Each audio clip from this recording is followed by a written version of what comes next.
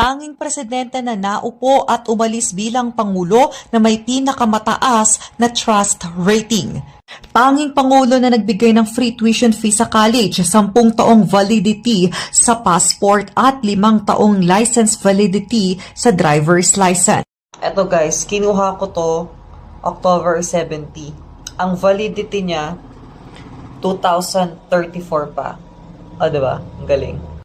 Daan-daang drug users na ang sumusuko sa pulisya kasunod ng kampanya ni Pangulong Rodrigo Duterte kontra droga. Ayon sa NBI Behavioral Sciences Division. Ayon nga sa pinaigting na kampanya ng pamahalaan Duterte kontra droga at sa mga sangkot dito, kahit hindi pinangalanan ay napasuko na rin ngayon kay PNP Chief Ronald Bato de la Rosa sa Camp Crame. Ay nagtungo sa Camp Crame ang tinaguriang number 2 most wanted drug lord ng Central Visayas na si Franz Sabalones. Pumapangalawa siya sa napaslang na drug lord na si Jaguar Diaz.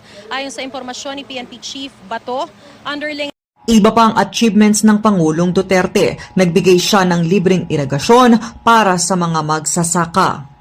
One-stop service center para sa mga OFW at Pilipino na kung saan lahat ng serbisyo ng gobyerno ay nandito na. Pagpirma sa Freedom of Information ng Pangulo, paglulunsad ng 8888 para ireklamo ang mga politiko, gayon din ang paglulunsad ng 911 hotlines sa ating bansa, 911 para sa pagresponde sa iba't ibang emergency.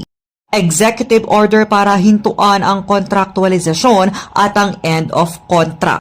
Wala nang age limit sa pag-a-apply. Pagpapaluwag ng trapiko at paglilinis ng daan, paglulunsad ng pinakaunang NAIA Expressway, pagbisita sa pinakamalaking pagawaan ng shabu sa buong Pampanga.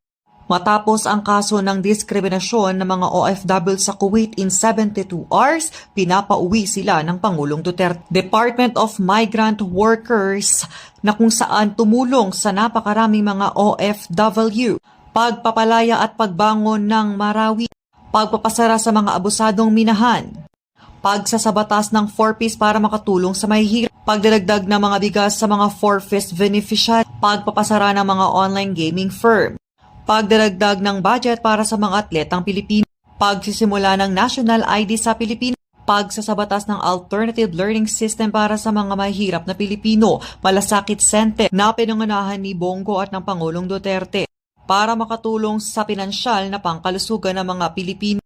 Universal Healthcare Access para ang lahat ng mga Pilipino ay magkaroon ng karapatan sa kalusugan. Pagpapaluwag sa EDSA. Doktor para sa Bayan Act magbigay ng medical scholarship sa mga nagnanais maging OWA OFW e-card.